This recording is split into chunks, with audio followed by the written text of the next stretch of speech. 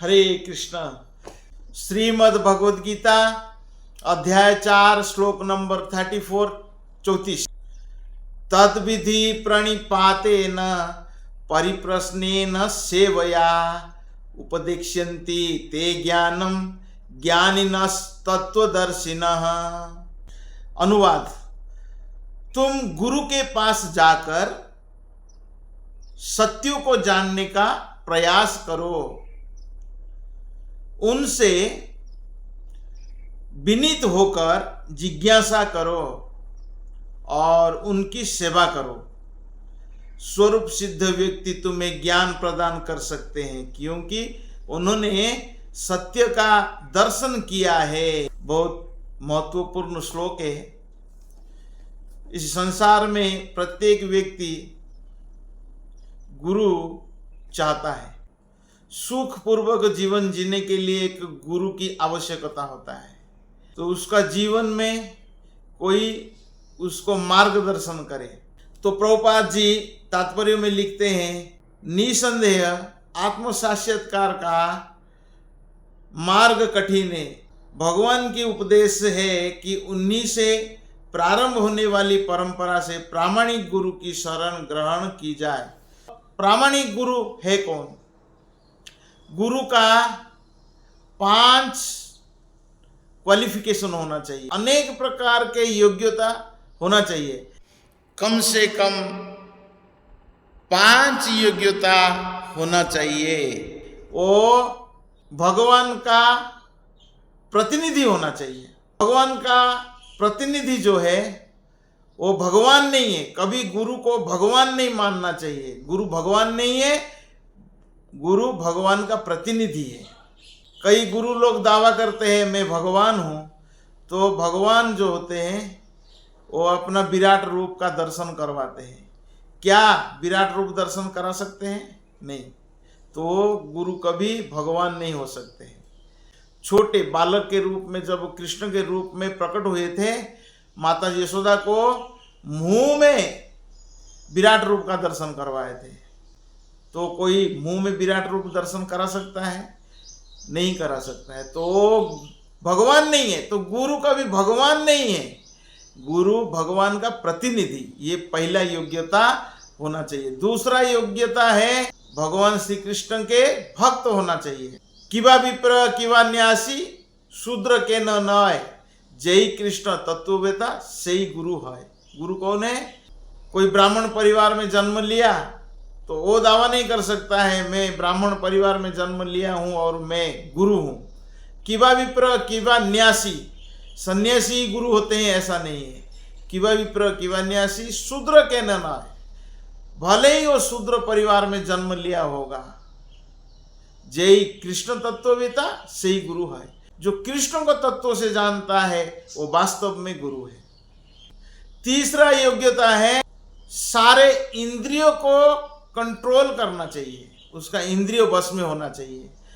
वाचो वेगम मनस क्रोध वेग, मनोवेग, क्रोध वेग, जीवावेग, उदर वेग, उपस्थ वेग, ये सारे वेगों को जो नियंत्रण में रखा है, जो इंद्रियों को वश में कर लिया है, वो वास्तव में गुरु हो सकता है। चौथा योग्यता होना चाहिए, वो अपना आचरण से दूसरे को शिक्षा देना चाहिए।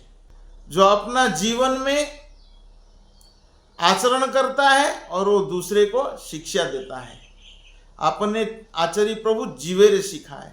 चैतन्य महाप्रभु अपने आचरण से दूसरे को ज्ञान देते थे। और 5वां किसी संप्रदाय से होना चाहिए। जैसे कोई कॉलेज में पढ़ाई करना है तो कॉलेज सरकार मान्य होना चाहिए, तो सरकार का सर्टिफिकेट मिलेगा। उसी प्रकार तो प्रामाणिक गुरु से ज्ञान प्राप्त करना चाहिए, वो संप्रदाय से जुड़ा होना चाहिए। प्रामाणिक संप्रदाय 4 है। भगवान का उपदेश है कि उन्हीं से प्रारंभ होने वाली परंपरा से भगवान 4 संप्रदाय को ज्ञान दिए थे। ब्रह्म गौड़िया माधव संप्रदाय को ज्ञान दिए थे, जो सबसे पहले ब्रह्मा जी को, फिर श्री संप्रदाय लक्ष्मी जी को ज्ञान दिए थे, रुद्र संप्रदाय भगवान ने शिव जी को ज्ञान दिए थे। कुमार संप्रदाय, चतुष्कुमार को भगवान ने ज्ञान दिए थे। गुरु को किसी प्रामाणिक संप्रदाय से होना चाहिए। इस परंपरा के सिद्धांत का पालन किए बिना कोई प्रामाणिक गुरु नहीं बन सकता। तो संप्रदाय विहीनश्च, वो प्रामाणिक गुरु नहीं हो सकता है। भगवान आदि गुरु है, अतः गुरु परंपरा का ही व्यक्ति अपने शिष्यों को भगवान का संदेश प्रदान कर सकता है। तो कोई अपनी निजी विधि का निर्माण करके स्वरूप सिद्ध नहीं बन सकता है। जैसा कि आजकल के मूर्ख पाखंडी करने लगे। भागवत का कथन है, धर्मस्तु साक्षात भगवत प्रणीतम। धर्म पथ का निर्माण स्वयं भगवान ने किया है। अतएव मनोधर्म का शुष्क तर्क से सही पद प्राप्त नहीं हो सकता। भगवान श्री कृष्ण पिछले श्लोक में कहते हैं, हे परंतप, द्रव्य यज्ञ से ज्ञान यज्ञ श्रेष्ठ है। हे पार्थ, अंततगत्वा सारे कर्म योग्यों का अवसान दिव्य ज्ञान से होता है। अगर दिव्य ज्ञान श्रेष्ठ है तो ज्ञान कहाँ से प्राप्त होगा? तो भगवान अगले श्लोक में कहते हैं कि ज्ञान गुरु के पास प्राप्त होता है। तुम गुरु के पास जाकर सत्य को जानने का प्रयास करो। तद्विधि प्रणिपातेन परिप्रश्नेन सेवया, उससे विनीत होकर जिज्ञासा करो। उपदेक्षन्ति ते ज्ञानम, और उनकी सेवा करो, वो ज्ञान प्रदान करेंगे। गुरु के पास जाकर कभी ऐसा कोई अटपटी प्रश्न नहीं करना चाहिए। बिजनेस में कैसा तेजी लाए, तो गुरु को प्रश्न ऐसा नहीं पूछना चाहिए। राजनीतिक चर्चा करते हैं, प्रधानमंत्री कौन बनने वाला है, इस बार चुनाव में कौन जीतने वाला है, ये सब चर्चा करने की आवश्यकता नहीं है। गुरु तत्वदर्शी है, तत्व ज्ञान प्रदान करते हैं। ज्ञानस तत्वदर्शी, क्योंकि उन्होंने सत्य को देखा है। सत्य मतलब भगवान श्री कृष्ण है। सत्य कृष्ण ही है और कृष्ण ही सत्य है। स्वरूप सिद्ध व्यक्ति तुम्हें ज्ञान प्रदान कर सकते हैं, क्योंकि उन्होंने सत्य का दर्शन किया है, वो भगवान का दर्शन किया है, तो वही ज्ञान प्रदान कर सकते हैं। तो गुरु के पास जाकर तत्व के बारे प्रश्न करना चाहिए। मैं कौन हूं, भगवान कौन है, भगवान के साथ मेरा संबंध क्या है, ये प्रकृति क्या है। तो मनुष्य को सोचना चाहिए, मैं जन्म मृत्यु का चक्र में फंसा हुआ हूं, उससे कैसा मुक्त हो जाऊं, ये प्रश्न होना चाहिए। लालची गुरु और लोभी चेला दोनों नरक में ठेला पेला। गुरु को लालच नहीं होना चाहिए पैसा का। कभी कभी लालची होते हैं पैसे के लिए, तुम्हारा बिजनेस में तेजी आ जाएगा, जाओ ये मंत्र जप करो। गुरु लालची नहीं होना चाहिए और चेला लोभी नहीं होना चाहिए। मुझे भौतिक धन प्राप्त हो, मुझे भौतिक सुख सुविधा प्राप्त हो, दोनों कहाँ जाएंगे? नरक में जाएंगे। तो इसीलिए लालची गुरु, लोभी चेला, दोनों नरक में ठेला पेला। तो परिप्रश्नेन, ऐसा प्रश्न होना चाहिए जो आध्यात्मिक लाभ के लिए, ये शरीर मुझे मिला है, मनुष्य जीवन का लक्ष्य क्या है?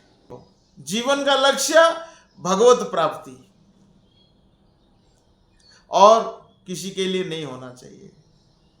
तो गुरु जो होते हैं अपना जीवन का मार्गदर्शक होते हैं। वो मार्गदर्शन करते हैं जिससे हम सुख पूर्वक इस जीवन में जी सकते हैं और परलोक में भी सुख प्राप्त कर सकते हैं।